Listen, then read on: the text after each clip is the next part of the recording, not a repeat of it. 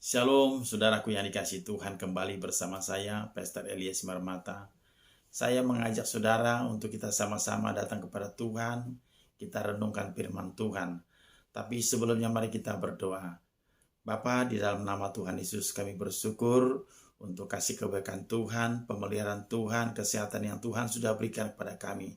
Hari ini Tuhan kami rindu datang bersama-sama mau mendengarkan firman-Mu, dan kami percaya setiap kami yang mendengarkan firman-Mu pasti diberkati, diberikan ketenangan, diberikan kekuatan yang baru. Kami percaya firman-Mu itu memberikan kami pengharapan hidup kekal di surga. Mari Roh Kudus, ajar kami, pimpin kami, urapi kami pribadi lepas pribadi. Terima kasih Tuhan, kami berdoa dan mengucap syukur. Haleluya. Amin. Baik Bapak Saudara, mari kita ambil Alkitab kita mau merenungkan firman Tuhan. Tema firman Tuhan hari ini, tanda akhir zaman. Akhir zaman yang juga disebut eskatologi, yang artinya tanda kedatangan Tuhan Yesus Kristus yang kedua kali. Di dalam Injil Matius 24 ayat yang ke-3b, mereka berkata, "Katakanlah kepada kami bila manakah itu akan terjadi. Dan apakah tanda kedatanganmu dan tanda kesudahan dunia?" Nah, kita melihat di sini murid-murid Yesus kelihatannya sangat mendesak agar Yesus memberitahukan kapan dia akan datang. Bapak Ibu Saudara yang dalam Tuhan, tentang hari dan tanda kedatangan Kristus tidak ada seorang pun yang tahu. Malaikat pun tidak tahu. Anak pun tidak tahu. Hanya Bapa di surga yang mengetahuinya. Ini rahasia Tuhan, saudaraku. Ini rahasia Tuhan tentang kedatangan Tuhan, kapan kita tidak tahu, tapi pasti. Nah, kalau ada orang yang mengatakan Yesus datang tahun 2022, datang tahun 2030, ini boleh dikatakan nabi palsu. Ini bohong, ini tidak benar. Karena tentang kedatangan Tuhan tidak ada seorang pun yang tahu kapan dia datang. Hanya Bapa di surga yang tahu. Semua ini adalah rahasia Tuhan. Saudaraku yang dalam Tuhan, Yesus sendiri telah banyak memberikan tanda-tanda yang telah terjadi sebelum ia datang kedua kalinya, seperti nabi-nabi palsu. Nah, nabi-nabi palsu sebenarnya sejak dahulu sudah ada. Sampai hari ini dan seterusnya pasti ada. Dan juga pengajar-pengajar yang salah, yang ingin menyesatkan banyak orang, saudaraku. Demikian juga berita-berita tentang peperangan yang terjadi di mana-mana saat sekarang ini kita melihat di Timur Tengah. Peperangan antara bangsa melawan bangsa. Disusul lagi dengan gempa bumi terjadi di mana-mana. Belum lagi COVID-19 yang sudah menyebar ke seluruh dunia. Ini akan berdampak kepada kesusahan, berdampak kepada masa yang sukar. Sebagaimana di dalam 2 Timotius 3 ayat pertama mengatakan, pada hari-hari terakhir akan terjadi masa-masa yang sukar. Tetapi Bapak Saudara, kita tidak perlu takut, kita tidak perlu khawatir. Dengan tanda-tanda tersebut, Yesus mengatakan di dalam Injil Matius 24 ayat 4, "Waspadalah supaya jangan ada yang menyesatkan kamu." Yesus mengingatkan setiap kita orang yang percaya kepadanya untuk waspada, berhati-hati dengan ajaran-ajaran yang menyesatkan, ajaran-ajaran palsu. Jangan sampai terseret, saudaraku. Dia mengingatkan kita agar kita tidak perlu takut dan gelisah tentang peperangan yang terjadi, gempa bumi yang sudah terjadi, dengan COVID-19. Kita tidak perlu takut, tidak perlu khawatir, saudaraku. Karena apa? Tuhan mengatakan, jangan takut, aku akan menyertai engkau sampai kesudahannya. Tuhan akan menyertai kita, Tuhan akan melindungi kita. Tetapi perlu kita sebagai orang Kristen, sebagai anak-anak Tuhan, kita harus selalu waspada dan berjaga-jaga. Supaya kita tidak terseret dengan ajaran-ajaran yang menyesatkan. Bapak Saudara yang terkasih dalam Kristus Yesus, memperhatikan pesan yang disampaikan Yesus bahwa setiap orang percaya harus waspada. Saya sebagai hamba Tuhan mengajak Bapak Saudara yang pertama untuk memperkuat iman. Untuk memperkuat iman. Di dalam Roma 10 ayat 17 berkata, jadi iman timbul dari pendengaran, dan pendengaran oleh firman Kristus. Saudaraku yang dalam Tuhan, iman tidak timbul begitu saja. Iman tidak timbul dengan hanya berdoa. Iman itu tidak cukup dengan berpuasa. Satu-satunya cara yang lebih efektif untuk menumbuhkan iman yaitu dengan cara membaca Alkitab setiap hari, merenungkan firman Tuhan setiap hari. Sehingga iman kita dapat kuat, sehingga kita boleh tenang, mampu menghadapi segala persoalan, masalah, tantangan dalam kehidupan. Karena apa, saudaraku? Firman itu hidup. Firman itu hidup, memberikan kekuatan, memberikan ketenangan, dan memberikan pengharapan di dalam kehidupan kita. Daud berkata, hanya dekat Allah saja aku tenang. Mari Bapak Saudara mengingat pesan-pesan yang disampaikan Yesus, agar kita tidak terseret dengan ajaran-ajaran yang menyesatkan, dengan nabi-nabi palsu, dengan tanda-tanda yang akan terjadi. Bagaimana kita hidup sebagai orang percaya, kita harus memperkokoh iman kita. Kita harus memperkokoh iman kita.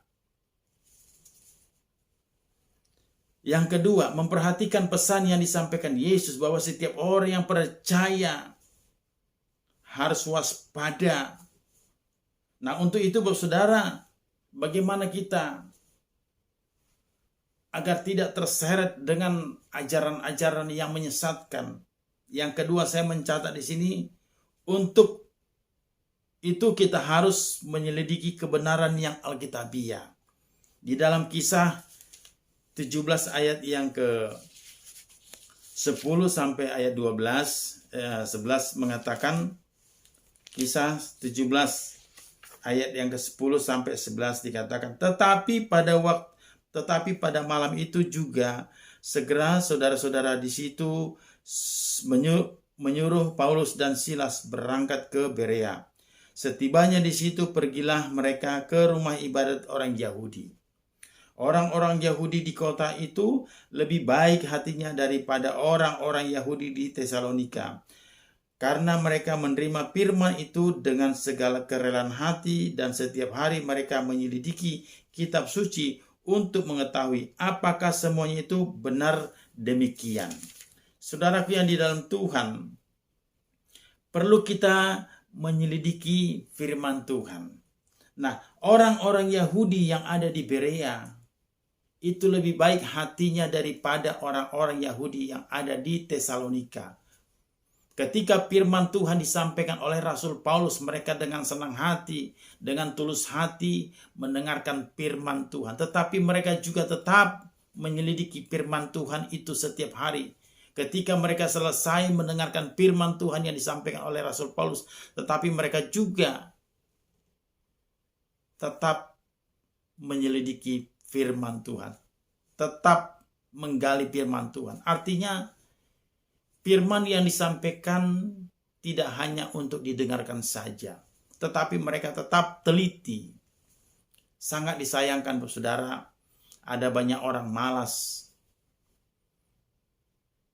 Mereka menerima begitu saja khotbah-khotbah yang disampaikan lewat mimbar, tetapi mereka tidak menggali kembali. Dan banyak hari-hari ini saya melihat orang-orang mengcopy paste khotbah orang, lalu di-share ke grup tanpa dia perhatikan dulu, tanpa dia baca dulu, main share langsung. Ternyata ketika kita baca apa yang dia kirimkan itu, ada kalimat-kalimat yang salah. Ini sangat menyesatkan, saudara. Hati-hati dengan ajaran-ajaran yang muncul hari-hari ini, dengan pengajaran-pengajaran yang ada pada hari-hari ini. Kita harus hati-hati, kita harus perhatikan, kita harus simak, kita harus baca kalimat itu. Tujuan khotbahnya kemana? Kita jangan main copy paste aja, langsung kirim ke orang-orang. Ini cara yang salah, saudaraku. Tentu kita harus membacanya kembali. Sebagaimana orang-orang Yahudi yang ada di Berea, betul mereka itu orang baik hati dengan tulus mendengarkan firman Tuhan. Tetapi firman yang disampaikan, yang mereka dengarkan dari mimbar, tetap mereka selidiki, tetap mereka pelajari. Tetapi pertanyaannya, apakah Rasul Paulus jengkel, tersinggung, sakit hati? Tidak. Justru sebaliknya, dia mengucapkan terima kasih. Dia memuji cara-cara orang-orang Yahudi yang ada di Berea. Apakah orang-orang Yahudi yang ada di Berea meneliti itu yang menelitinya ingin tahu apakah khotbah yang disampaikan itu selaras dengan kebenaran firman Tuhan atau tidak. Jadi Bapak Saudara, perlu kita harus meneliti khotbah-khotbah yang disampaikan, yang kita terima melalui mimbar, ataupun khotbah-khotbah yang disampaikan ataupun yang kita copy paste dari orang-orang. Perlu kita harus teliti. Jangan kita copy paste lalu kita kirim kepada orang lain. Ini cara yang salah. Yang ketiga, memperhatikan pesan Yesus. Kita harus waspada, ya. Memperhatikan pesan Yesus bahwa kita harus waspada terhadap ajaran-ajaran yang menyesatkan, nabi-nabi palsu dengan keadaan hidup yang terjadi sekarang ini. Kita harus mempererat hubungan dengan Tuhan. Kita harus mempererat hubungan dengan Tuhan. Di dalam Yakobus 4 ayat 8a mengatakan, mendekatlah kepada Allah dan Ia akan mendekat kepadamu. Prioritas utama dalam kehidupan orang Kristen adalah membangun hubungan dengan Dia. Prioritas utama dalam kehidupan orang Kristen adalah membangun hubungan yang dekat dengan Dia, dengan cara menyembah Dia, dengan cara memuji Dia, dengan cara memuliakan Dia, dengan cara merenungkan firman Tuhan, berdoa setiap hari. Kita harus bangun hubungan yang akrab dengan Tuhan. Kita harus pelihara, kita harus bisa menyenangkan hati Tuhan. Zaman dulu orang suka dijodohkan. Orang tua dengan orang tua punya anak laki-laki, punya anak perempuan. Mereka jodohkan dengan maksud supaya hubungan antara kedua keluarga ini semakin dekat. Dan ini juga seringkali terjadi pada orang Batak. Istilahnya pariban. Supaya tidak hilang kekeluargaan itu, supaya semakin dekat hubungan kekeluargaan. Jadi anaknya mereka dijodohkan. Nah, artinya Bapak Saudara, bagaimana kita membangun hubungan yang erat dengan Tuhan? Kita harus adakan komunikasi, kita harus adakan pujian penyembahan setiap hari kepada Tuhan. Kita harus merenungkan firman Tuhan. Kita harus menyenangkan hati Tuhan. Nah, hasil daripada membangun hubungan yang akrab dengan Tuhan, dan kita melihat di dalam Mazmur 91 ayat yang ke-14 sampai ayat yang ke-16 dikatakan demikian. Sungguh hatinya melekat kepadaku, maka aku akan meluputkannya, aku akan membentenginya, sebab ia mengenal namaku. Bila ia berseru kepadaku, aku akan menjawab, aku akan menyertai dia dalam kesesakan, aku akan meluputkannya dan memuliakannya. Dengan panjang umur akan kukenyangkan dia, dan akan kuperlihatkan kepadanya keselamatan daripadaku. Jadi hasil daripada hubungan akrab kita dengan Tuhan, maka ia akan meluputkan kita dari segala kejahatan. Ia akan mendengarkan doa-doa kita, seruan kita kepada dia. Dia akan selalu menyertai kita, selalu melindungi kita, kemanapun kita pergi, dimanapun kita berada. Dan dia akan memberikan kesehatan, panjang umur, keselamatan bagi setiap kita yang selalu membangun hubungan yang akrab dengan Tuhan.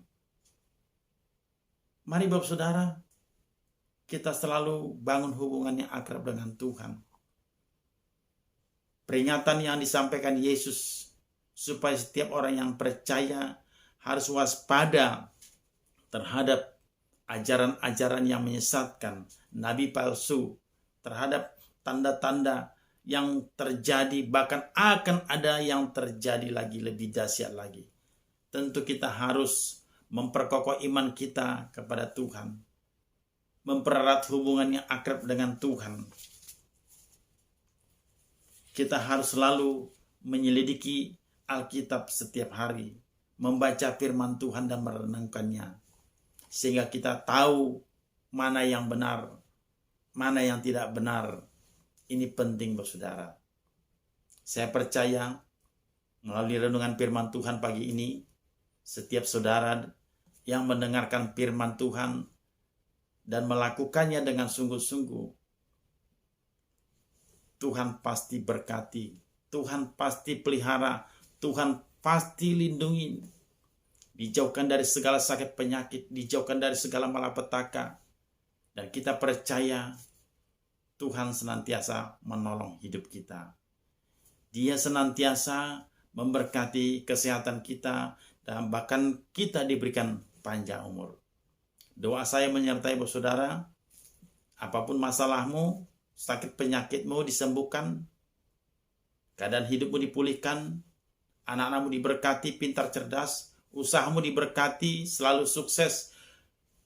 Engkau diangkat jadi kepala, bukan ekor, tetap naik, bukan turun. Percayalah saudara, mari kita renungkan firman Tuhan itu dengan sungguh-sungguh. Tuhan Yesus memberkati. Shalom.